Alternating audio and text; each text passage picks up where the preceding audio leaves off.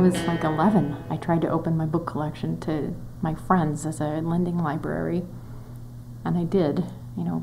Only a few people were interested.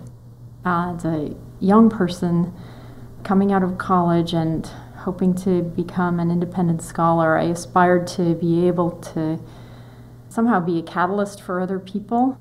Doing a library, it's a perfect solution for the bookworm and the aspiring writer and aspiring independent scholar to reach out to other people. It's like turning the inside of my brain out. The library is a personal project of mine and my partner Rick's, and it's our book collection. We wanted to offer our library to our community. We tended to think that there shouldn't be access restrictions. There should be a perfect world. In utopia, there are no closed stacks, only open stacks.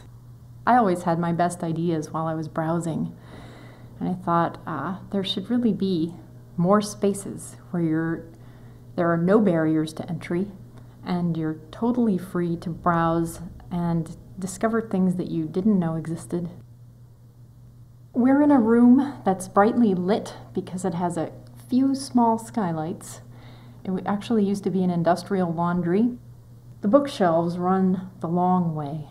The subjects are designed to flow associatively into one another in ways that are both sensical and inspire serendipity. We do want to surprise people. We want people to come in here finding what they didn't know they were looking for, and to come in, and even though we don't have the thing they thought they wanted, they come away happy anyway, that kind of experience. We foreground material that's not foregrounded in other libraries. We're working on making a picture of American cultural history of previously unseen materials and the overlooked materials. And often those materials are funky and full of bad ideas, but they still tell important stories about how our landscape, our society emerged and evolved. We encourage people to copy, to scan, or photograph, or download. We really like weekly and monthly periodicals because they often contain ideas and images that didn't quite ever make it into the official historical record, and they're so profusely illustrated. The taxonomy is landscape-based, and it's formulated as a walk through the landscape of ideas, from the concrete to the mediated to the abstract, kind of starting where feet meet the ground and ending in the sky. It also, at the same time, is a body metaphor, from feet to hands to mind. So that's how it goes.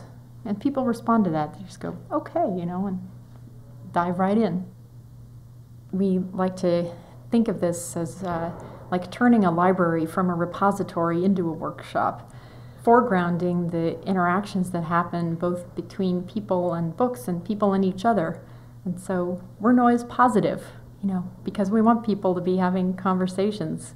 We have conversations. We're just not a shushing kind of library. Anybody can be a library.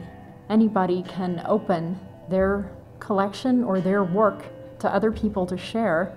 Anyone can do that at any scale.